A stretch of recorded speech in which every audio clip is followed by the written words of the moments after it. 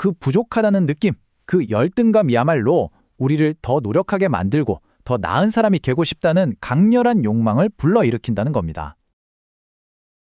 제가 정신과 의사로 평생을 살면서 정말 수많은 사람들을 만났거든요. 근데 그분들 눈빛에서 공통적으로 보이는 게 있었어요. 바로 고통과 불안감이죠.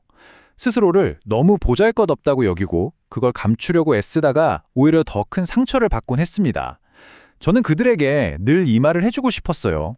당신은 지금 모습 그대로도 충분히 의미 있는 존재라고요. 제 이야기는 오스트리아 빈에서 시작됩니다. 저는 어릴 때 몸이 정말 약했어요. 폐렴에 구루병까지 몇 번이나 죽을 고비를 넘겼죠. 형은 항상 건강하고 뭐든 잘했는데 저는 방에 누워서 창밖으로 친구들이 뛰어노는 걸 그저 멍하니 바라볼 뿐이었습니다. 그런 하루하루를 보내면서 제 머릿속에 질문 하나가 떠나지 않는 거예요. 아니, 왜 사람은 이렇게 서로 다를까? 왜 누구는 강하고 누구는 약하게 태어나는 걸까? 그리고 가장 중요한 질문이요. 과연 나는 지금의 나를 바꿀 수 있을까? 바로 이 질문이 제 인생 전체를 관통하는 화두가 되었습니다. 이 질문에 대한 답을 찾아가는 과정에서 저는 제 스승이었던 프로이트와는 다른 길을 걸어야만 했습니다. 저희 둘의 생각에는 어떤 결정적인 차이가 있었을까요? 프로이트는 인간을 과거의 산물, 즉 트라우마에 갇힌 존재로 봤어요. 하지만 저는 단호하게 말했죠. 아니라고. 인간은 과거의 원인 때문에 움직이는 게 아니라 미래의 목적을 향해 움직인다고요. 중요한 건 당신에게 무슨 일이 일어났느냐가 아니에요. 그 경험에 당신 스스로 어떤 의미를 부여하느냐. 바로 그게 핵심입니다. 자, 한번 상상해 보세요. 똑같이 가난한 환경에서 자란 두 사람이 있습니다. 한 사람은 이렇게 말해요. 내가 가난했으니까 난 실패자야. 자신의 가난을 실패의 원인으로 삼는 거죠. 과거가 지금의 나를 결정했다고 믿는 겁니다. 하지만 다른 한 사람은 완전히 다르게 말합니다. 나는 가난했기 때문에 반드시 더 나은 삶을 살 거야. 똑같은 과거를 더 나은 미래를 위한 목표의 발판으로 삼는 거죠. 과거는 같았지만 거기에 어떤 의미를 부여하고 어떤 목표를 세웠느냐에 따라 두 사람의 인생은 완전히 다른 길로 가게 됩니다.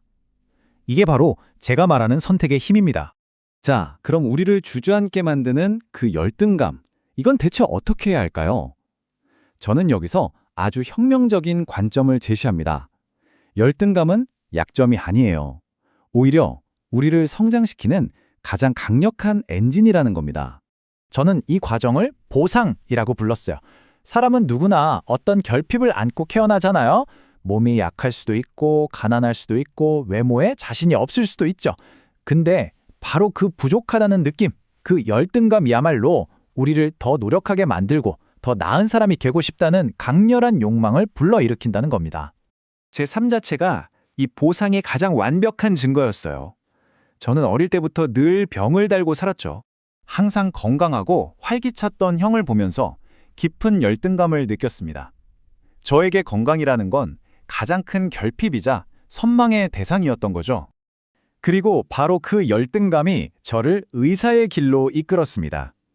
누구보다 건강의 소중함을 잘 알았기에 그걸 깊이 이해하고 싶다는 열망이 제 평생의 목표가 된 거예요.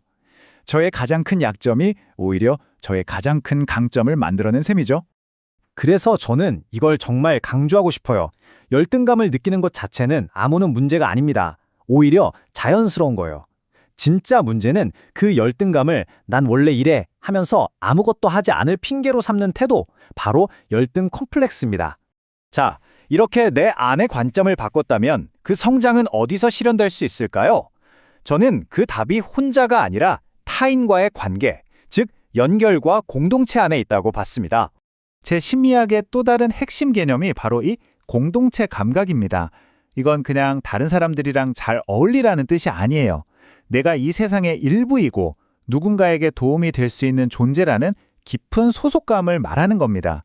진짜 행복은요, 바로 내가 누군가에게 유용하다고 느낄 때 시작돼요. 이것은 저의 가장 유명한 명제 중 하나죠. 우리의 우울, 불안, 분노, 그 모든 감정의 이면을 들여다보면 결국엔 타인과의 관계에서 비롯된 문제가 숨어 있다는 뜻이에요. 그럼 반대로 생각하면 문제 해결의 열쇠도 어디 있겠어요? 바로 그 관계 속에 있다는 말이 됩니다. 그럼 이 공동체 감각을 대체 어떻게 키울 수 있을까요? 저는 우리가 살면서 반드시 마주해야 할 세 가지 인생의 과제가 있다고 말합니다. 이 과제들이야말로 공동체 감각을 실천하고 훈련하는 무대가 되는 거죠. 첫째는 일의 과제입니다. 이건 세상을 위해 무언가를 해내면서 나는 기여할 수 있는 사람이다 라는 자신감을 얻는 무대예요. 둘째는 사랑의 과제. 두 사람이 동등한 파트너로서 함께 성장하겠다고 약속하는 가장 깊은 협력이 필요한 과제죠. 그리고 마지막은 교우의 과제입니다. 친구나 이웃과 함께 더불어 살아가는 법을 배우는 사회 전체와의 관계를 의미해요. 자, 그럼 이런 관계들을 더 따뜻하게 만들고 공동체 감각을 키우기 위해서 우리가 일상에서 당장 실천할 수 있는 아주 구체적인 도구는 없을까요? 있습니다. 저는 딱 3마디 문장이면 충분하다고 생각해요. 첫째, 그래서 네가 그랬구나. 섣부른 조언보다 먼저 상대의 마음을 있는 그대로 인정해주는 최고의 공감 표현입니다. 둘째, 고마워. 네 덕분에 정말 도움이 됐어. 이 말은 상대방이 스스로를 가치 있고 유용한 존재라고 느끼게 만들어주죠. 마지막으로 이건 나 자신에게 해주는 말인데요. 아직 부족하지만 계속 해볼게. 실패를 인정하면서도 성장하고 있는 나 자신을 긍정해주는 건강한 자기수용의 언어입니다. 결국 제가 평생에 걸쳐 전하고 싶었던 메시지는 바로 이것입니다. 거창한 성공이나 명예가 우리 삶을 의미 있게 만드는 게 아니에요. 내가 누군가에게 기여하고 있다, 다른 사람과 연결되어 있다는 바로 그 감각, 그것이야말로 우리 존재에 진짜 의미를 부여합니다. 마지막으로 이 문장을 꼭 기억해 주셨으면 좋겠습니다. 저는 인간이 과거의 결과물이 아니라 스스로 설정한 목표의 결과물이라고 믿었습니다. 만약 지금 삶이 너무 힘들게 느껴진다면 그건 삶이 당신에게 묻고 있는 거예요. 자, 이 경험에 어떤 의미를 부여할 것인가? 그리고 그 대답은 오직 당신의 손에 달려 있습니다.